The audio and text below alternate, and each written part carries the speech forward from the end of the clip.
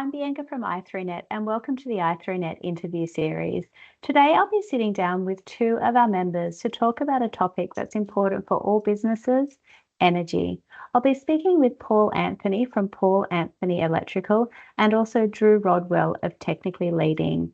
We're going to be talking about lots of topics all about energy, why it's important for your business, how to save money, and why these initiatives are going to be important into the future. So I hope you'll enjoy this conversation, and it's the first of many that we're going to be doing in this series. Welcome, Paul and Drew, and thank you both for volunteering your time to share your expertise with the i3Net members today. Let's get straight into it. What we might do to start off with is, Drew and Paul, I might get you to share your expertise with us and the topic of what we're covering today, just to give the members some context before we dive into the slide deck that you prepared. Drew, did you want to kick off? Yeah, sure. Thanks, Bianca. Today we're talking about business in the energy transition. So I've spent over 30 years, since 1991, in the electrical distribution world. I started as a cadet engineer and worked my way through Endeavour Energy, project management, design, construction, all sorts of things, leadership, right up to statewide asset strategy. And for the last 15 years, that's interacted more and more with the renewable space because that's where the technology is going. And I've had my own business, Technically Leading, for about 5 years, where I help people with high-level strategy, risk identification, and more that risk identification is how people are utilising renewables or where they could use renewables. And so we're going to delve into that today and in a series of videos. Oh, fantastic. Thank you, Drew. And Paul? Well, yeah, similar to Drew, I've had just on 30 years experience as well, working. Drew and I were actually cadet engineers at the old Illawarra County Council 30 years ago, too long ago to worry about. And yeah, so I've taken a similar path to Drew. However, for the last 10 years, I've had my consulting and design engineering business, specializing in electricity infrastructure and connections to the grid. And so as a natural progression from having been building substations and all that infrastructure over the years, I've now had to pivot or move, and head towards renewables, because they go hand in hand with connecting renewables to the grid as well. So by default, I've had a lot of experience in that lately as well. This is a huge topic, and I am really grateful for you both for offering your time and expertise to share these learnings with the network. So thank you to you both. And let's get into the slide deck. Drew, please share your screen. You can see today's business in the energy transition. I think we've been through that with Paul and I. I'll jump straight into the first slide.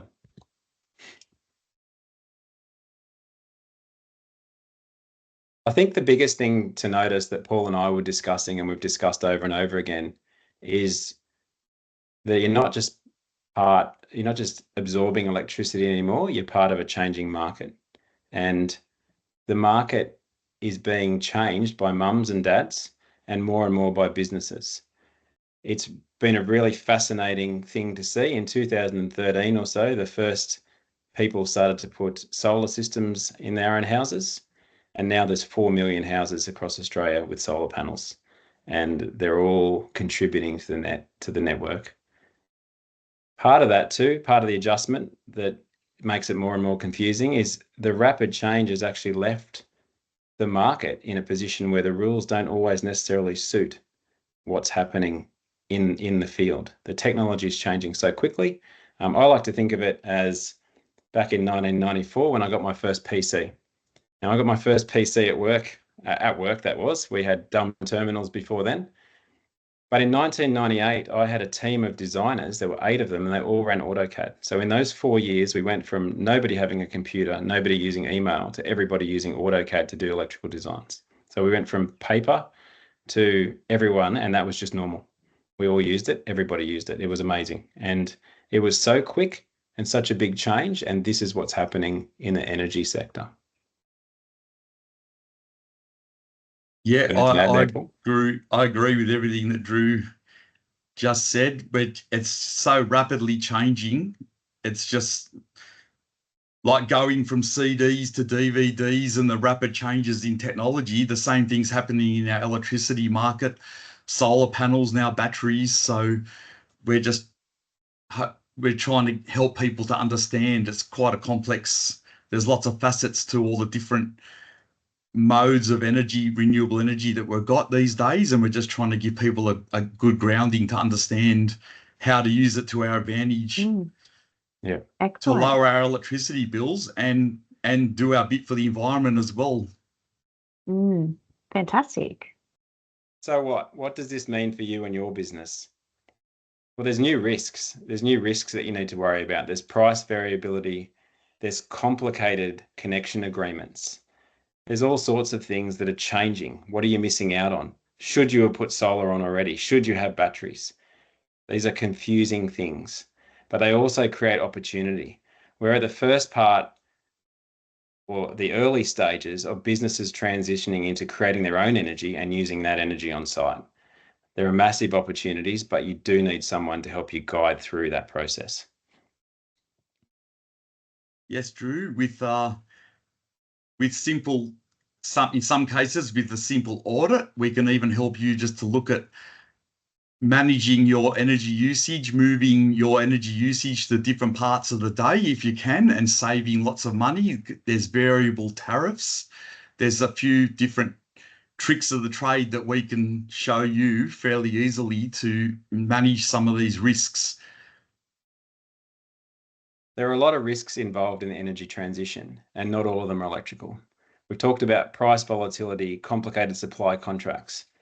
But starting this year in 2025, for some of our largest organisations, we've got mandatory environmental reporting. And many of our i3Net members actually supply some of these large organisations. That reporting is going to flow down right through the system.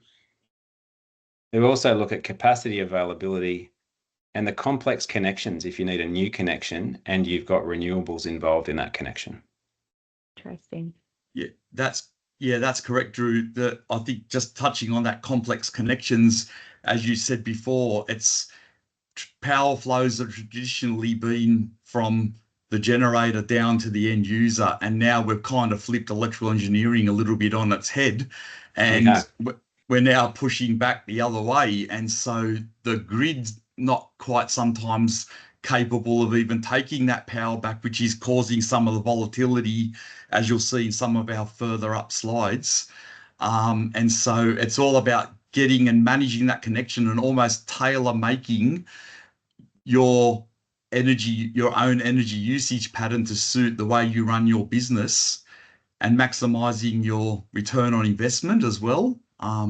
So yeah, well, I think maybe move on to the next slide and we'll show some of those examples, Drew, of I think we've got this one coming up now, and this is what we call the classic duck curve. And we've even had the duck superimposed on there, and you can see that we've got our sort of morning peaks when people wake up and they're having breakfast and the sun hasn't quite risen fully yet in the sky.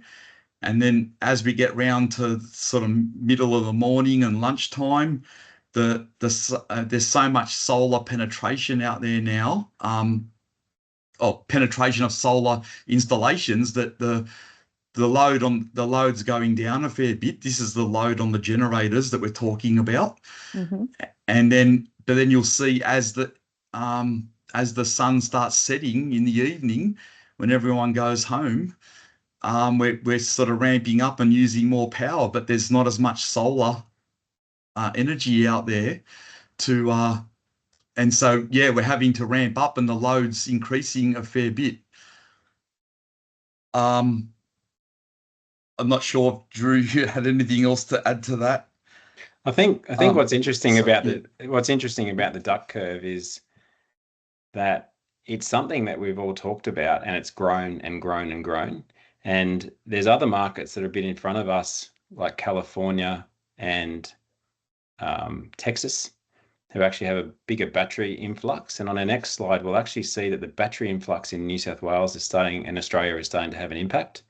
But we expect that to increase a lot over the next couple of years. But the other problems we've got with our duck curve is that we have transmission constraints, we have low battery penetration, but also our electricity prices are linked really closely to the price of gas, because it's only gas that can ramp up that quickly up the duck's neck, up to its head.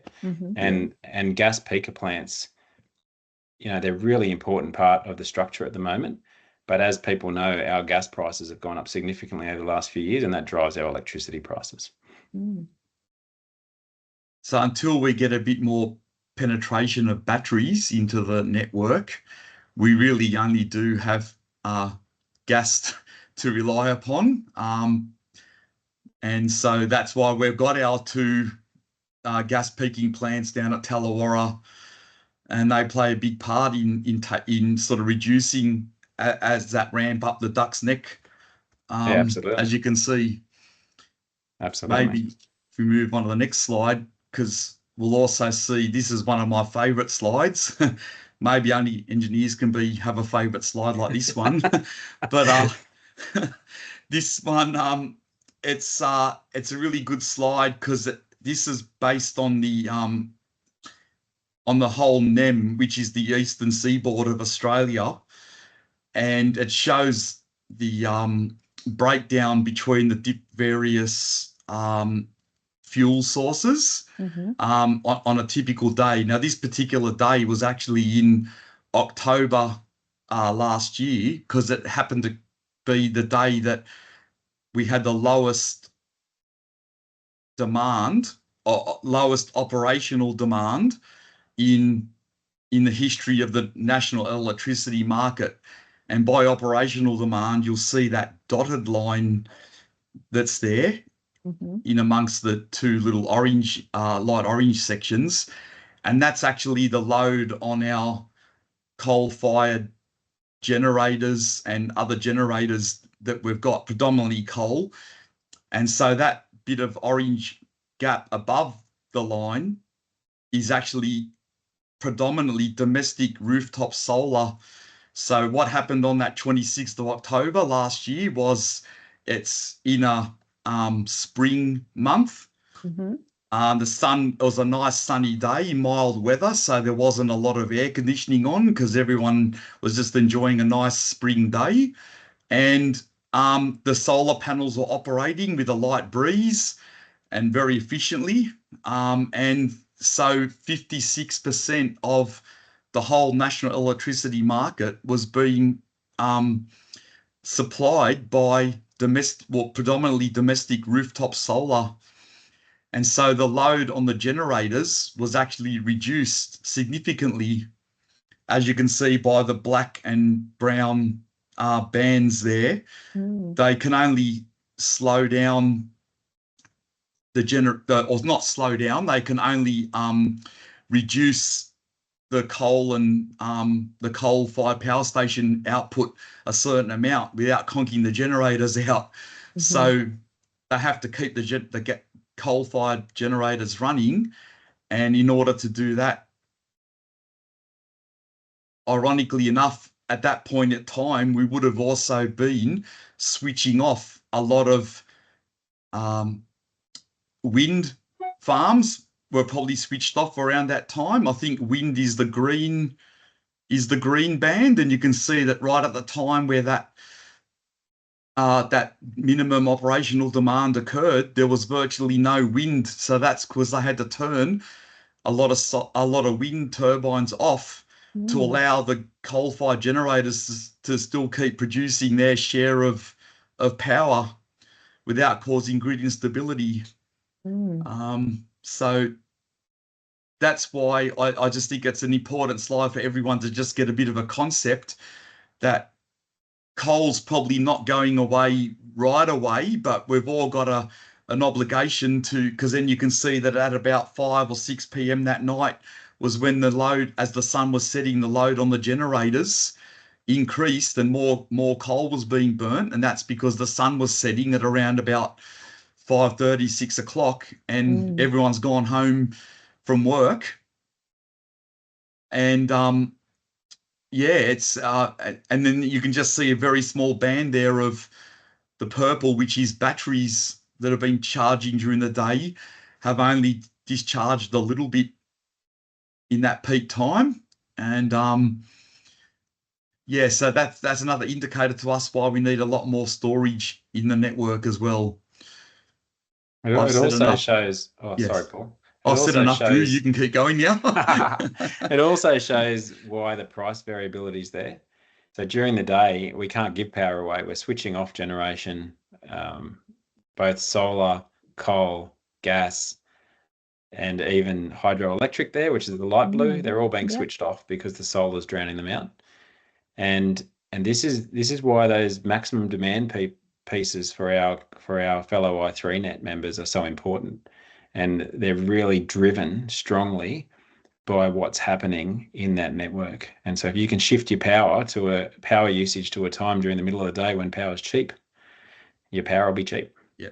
It might even be negative, and the next slide will show that. Great. Thank you. So in this slide, we've got 2 days. We've got the 5th of August last year at 7:15 a.m. and we've got the 20th of October. So a couple of days away from that other slide, which was the minimum demand for the NEM at 11:15. And if we just look at the large red numbers or the large blue numbers, we can actually see that at the 5th of August at 7:15 in the morning, as everybody's getting up, the prices are about $400 a megawatt. On the 20th of October, so a nice sunny, clear day with lots of cheap solar in, it's actually negative prices. The only place that's not negative prices is in Tasmania, and that's because Tasmania's got massive hydroelectric, and they're actually pumping water uphill to use later as a battery for the nation. So it's really interesting to watch this live time. You can go onto the NEM, or these are from Watt Clarity, and you can go and have a look at the actual live timing of this. And more and more, we're going to see businesses being able to utilize suppliers, energy retailers who will actually let them use live pricing. And a lot of their supply agreements right now will reflect that pricing. But if it's 5 years old or 10 years old, it might not reflect any of this. So it might be time to actually renew that so that you can get the best pricing you can to suit the business you've got. Good tip. We'll probably go into a bit more detail on some of these issues in our future little seminars or YouTube videos. But yeah, there are some other times that we might be able to show you later. The price volatility can sometimes, like you may remember a few weeks back, there was some storms in Victoria and they lost a couple of the interconnecting overhead power lines between, I think it was New South Wales and Victoria. And so the price in one state was wildly negative because they had too much power that was being generated and they couldn't get rid of it to the other states. And then then the state that was a bit light on power couldn't get enough to come in. So they were paying a lot of money. So there's negative and positive pricing happening at the same time. Now, those events are a bit rare at the moment, but they're becoming more and more prevalent when little disturbances here and there or little areas of pockets of weather cells come and do things. So even weather's becoming very important these days to understand the weather patterns of how our electricity network can behave. So we'll talk a bit more about those things in future because that's how we're going to use batteries and flexible tariffs to maximize our return on investment by being clever enough and maybe a bit of artificial intelligence or AI to drive that, and we can turn batteries on and off very quickly at different times of the day to meet those that price volatility. Yeah, absolutely, Paul. Thanks for sharing that. Moving to this slide, we're looking at opportunities for businesses. The first port of call is to understand your usage. And who do you turn to for that? You can turn to Paul and myself. We'll run audits and have a look at how you use your electricity, how that usage matches with your contract. Paul recently had a client that he saved over $3,000 a month for. Wow, a month, $3,000 a month. And it was just literally doing an energy audit. And it wasn't around reducing his energy use, it was moving his energy use to a cheaper time period under the same contract. So he didn't need a new contract. Wow. You might need to control your demand, or you might need to shift your load. Now, there's a couple of pictures over here. These are some things we'll go into in future versions as well. This is actually using energy storage to actually shave the peaks or move the loads. So you might go from a really cheap time of generation and then use that power during more expensive times, or you may just switch those more expensive times off. And so, yeah, there's some really easy things that people can do, and those first four are effectively free. They're, it costs a little bit for an audit, but it's not hundreds of thousands of dollars. And it's that sort of review that's the start of this and the beginning of the process. Yeah, absolutely. And having experts like yourself look at that who have the knowledge and can easily make that happen. So yeah, an audit's a great place to start. Sorry, Drew, I cut in on you. No, you're there. all right. That's really good. It's also interesting because Paul and I get to see lots of different customers' versions of contracts and power usage. Whereas if you're in your own business, you only get to see one of them. And so we've been looking at this sort of these sort of load charts, if you want to call them those, for our whole engineering life.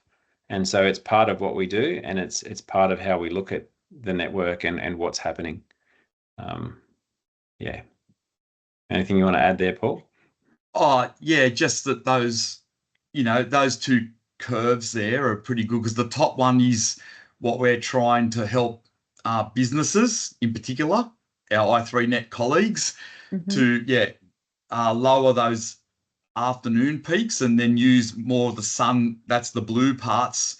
But ultimately, as engineers, we want the whole grid to look like the way the bottom graph is, where we're smoothing that blue zone right across to the red zone, and there's not many troughs and not many peaks. We don't expect, it's not up to residential customers and businesses to necessarily be responsible for doing that. But if we can make lots of different businesses do the top graph that's there, the bottom graph will come naturally. So you're going to contribute to helping to reduce the load of the whole network, even with your own individual cost-saving measures that you may put in place. So as Drew said, the first 4 points on that list are more about just understanding, your contract with that. I mean, not to bag out the retailers too much, but your retailers, they've got mathematicians sitting in rooms trying to work out what the best time of day is to, make rates cheaper or larger to suit their profit margins. So our job is to try to circumvent that and try to, come up with an even balance. So once you've got a good understanding of those 4 points in your business, we can then correctly advise you on the next 3 points, which is looking at, installing, like at the moment, solar panels are so cheap that it's almost a no-brainer to just go and saturate your roof full of solar panels. But if we're monitoring what you do with your solar panels and how much you're putting, because no one wants to just get a 5-cent feed-in tariff anymore. So what we're going to do is use that and store it or shift your load within your business to maximize you not taking power from the grid and paying 35 cents for it. And yeah, so that's, and that'll also go towards helping how much solar you generate and use internally will also help you to work out what's the best size batteries for you to put in, so you're not over capitalizing on batteries and those sort of things. So anyway, there's a lot more we can delve into. We're just trying to keep it high level at this stage. And but definitely give i3Net's got some great experience coming amongst our membership over the last few years, and so let's all work together and collaborate, save individual businesses some money, but also do the right thing by the environment as well. Absolutely. And I think thanks for sharing that information. And for me, probably the key takeaways are Just because you have a roof, you shouldn't just go straight out and put solar on it without thinking, or put batteries in without thinking about it. First of all, get an audit, find out what the situation looks like, what changes you can make with your business. And then once the audit's complete, look at what other initiatives and opportunities that you can bring in. And, so then that way you're not spending too much on solar, you're not spending too much on batteries, you're really creating what you need for your business. But it's important to get that audit first so you know what the picture looks like. Yes. Yeah, so it is a really important step. Like, a lot of people go straight to an electrician, which is a great place, which is where all these end up when you have to actually put it in. But to do the analysis beforehand and see what people are using and how they're using it and when they're using it and what they're combining together to increase their peaks when they could be spreading their stuff out is a good place to start. Yep. Yeah, absolutely. Awesome, thanks. And so I think right through all these videos that we're going to do, we're going to look at it, we're going to follow a process, and the process is going to be the audit, then your retailer, then load control, then adding technology. And if you do it in that order, you can actually, by the time you get to your technology, you can actually maximize the amount that you're going to get out of it. And there's been cases I've seen recently where initially a certain size battery was going to be used, but then people have actually understood that they can actually access support services for the grid. So you can actually help the grid remain stable, and they get paid more for that than they do for their energy usage. So there are things that you might find where you actually should have invested more and you could have got a much higher return and much faster. So there's a few things like the FCAS market and that, which is frequency control, where people can offer ancillary services back to the networks. And so there's a lot of depth that can go into this to see, well, where would I go and how would I go? And there's also companies that Paul and I deal with regularly that actually specialize in this sort of work and actually helping people maximize their returns on their investments. Yep. And it just doesn't necessarily have to be the energy for your business. You could actually help other businesses by storing energy and moving it out, and you could actually help everybody by making the grid more reliable. Yeah, interesting.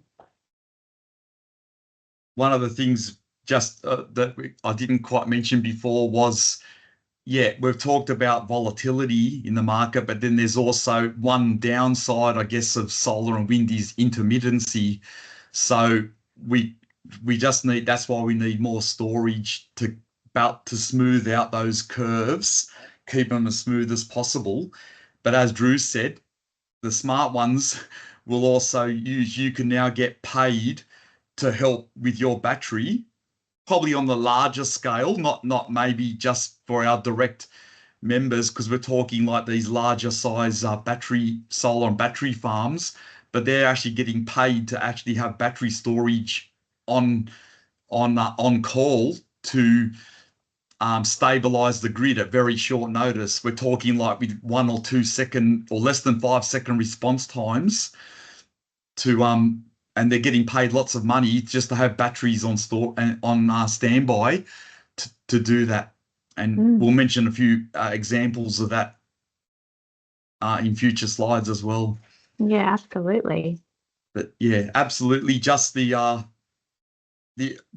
to us, the key thing is getting your audit and understanding where you are, where you stand to start with, and it'll all naturally come from that point onwards to size your batteries, work out your load shifting and all those sort of things. So yes, we're ready to go.